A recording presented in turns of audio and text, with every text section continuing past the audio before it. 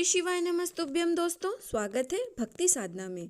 दोस्तों, शनिवार के दिन अगर आप छोटे से उपाय शिवलिंग के सामने कर लेते हैं तो आपके जीवन में जितनी भी संकट है, समस्या है, वह दूर होती है और आपको आपके कार्यों में सफलता की प्राप्ति होती है।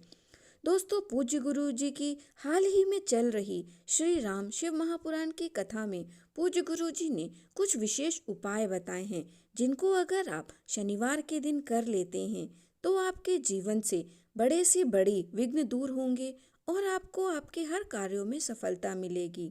आज के इस वीडियो में हम आपको 8 उपायों के बारे में जानकारी देंगे जो कि आप शनिवार के दिन कर सकते हैं। तो चलिए आइए जानते हैं पहले उपाय के बारे में। दोस्तों, ये उपायों के बारे में पूज्य गुरु जी ने अपने श्री राम शिव महापुराण कथा में बताया है।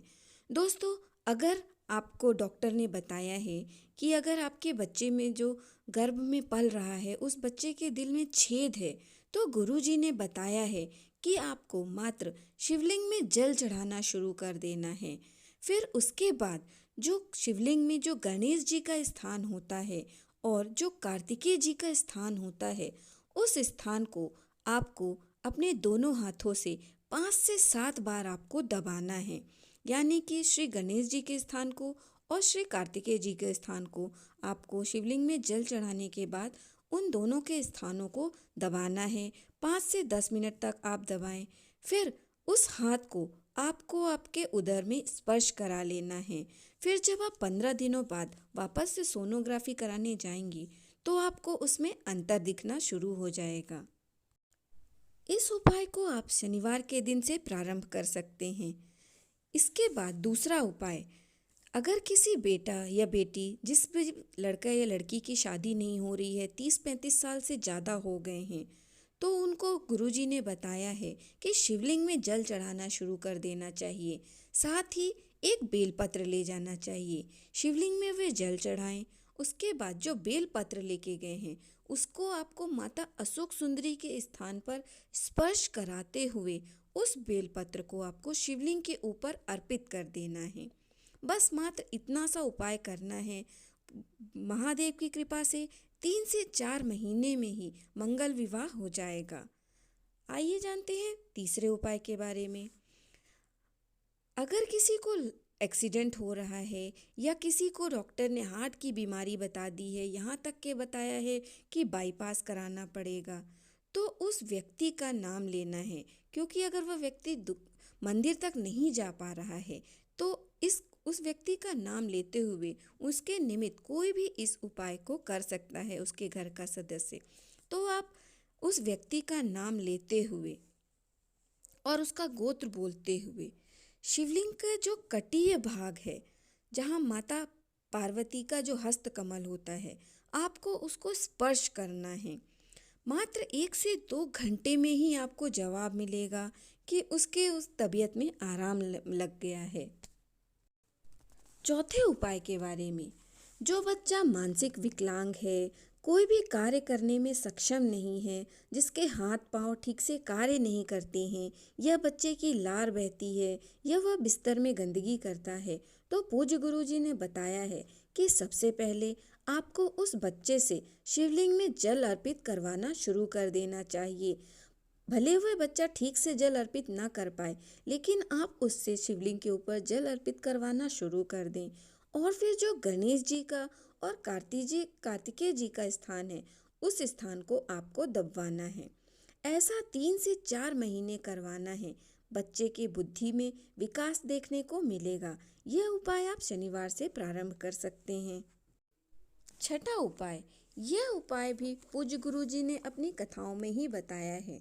अगर आपको लगता है कि आप पर ढैया लग गई है या शनि की 7.5 चल रही है या कोई बार बार बीमार होता है, व्यापार आगे नहीं बढ़ पा रहा है, तो आपको एक काजल की डिब्बी ले लेनी है और उस व्यक्ति पर जिसका समय ठीक नहीं चल रहा है, जो बार बार बीमार पड़ जाता है, उसके ऊपर से आपको 21 बार शनिवार के दिन काशी विश्वनाथ का नाम लेते हुए उस डिब्बी से आपको उसकी नज़र उतार लेनी है। फिर आपको किसी भी पेड़ के नीचे की जमीन पे आपको उस काजल की डिब्बी गाड़ देनी है। शनिवार के दिन यह उपाय करने से शनिदेव की कुदृष्टि समाप्त हो जाती है। इस उपाय को आप किसी भी शनिवार कर सकते हैं। अब आइए जानते हैं छठवें उपाय के बारे में। इस उपाय से भी शनि की कुदृष्टि दूर होती है। इसके लिए आपको करना क्या है कि आपको पीपल के वृक्ष के नीचे सरसों का तेल बना के दीपक जलाना है। आपको एक दीपक ले लेना है, उसमें लंबी बाती का प्रयोग करना है और साथ ही सरसों का तेल ले लेना है। फिर पीपल के वृक्ष के नीचे जाकर आपको उस दीपक को प्रज्वलित कर देना है और ओ पिपलेश्वर महादेव का स्मरण करते जाना है और इस दीपक को प्रज्वलित कर देना है। इतना मात्र करने से शनिदेव आपको कभी भी परेशान नहीं करेंगे। यह उपाय भी आप शनिवार के दिन किसी भी शनिवार से प्रारंभ कर सकते हैं। सातवें उपाय के बारे में, अगर यह उपाय आपकी मनोकामना पूर्ति के लिए है, अगर आपकी मनोकामना पूरी नहीं हो रही है, बहुत मेहनत प्रयास करने के बाद भी सफलता नहीं मिल पा रही है, तो आपको 2 बेलपत्र ले लेना है और 1 लोटा जल लेकर शिवालय जाना है। फिर जो आपने 1 बेलपत्र लिया है उसे आपको माता अशोक सुंदरी के स्थान पर रख देना है और बेलपत्री का जो डंडी का मुख होगा वह जलाधारी की तरफ हो। फिर दूसरा बेलपत्र आपको शिवलिंग के ऊपर रख देना है और बेलपत्री का मुख शिवलिंग की तरफ होगा और डंडी का मुख जलाधारी की तरफ होगा। फिर जो 1 लोटा जल आप लेके गए हैं उसे आप शिवलिंग के ऊपर अर्पित करते जाएंगे और ओम नमः शिवाय का जाप करते जाएंगे। इस उपाय को आपको 2 से 3 महीने तक लगातार करना है। महादेव की कृपा से आपकी मनोकामना बहुत ही जल्द परिपूर्ण हो जाएगी। 8वें और अंतिम उपाय के बारे में, यह उपाय लक्ष्मी प्राप्ति के लिए है, कर्ज मुक्ति के लिए है, नौकरी प्राप्ति के लिए है। यह बहुत ही सरल और छोटा सा उपाय है। इस उपाय के लिए आपको एक दीपक ले लेना है, उस दीपक में आपको सरसों के तेल का प्रयोग करना है। फिर प्रदोष काल के समय, पूज्य गुरु जी कहते हैं कि प्रदोष काल के समय पीपल के वृक्ष में माता लक्ष्मी का कुछ क्षण के लिए निवास होता है।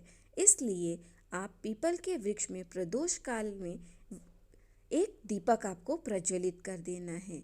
आपको यह उपाय मात्र 4 से 5 शनिवार करना है।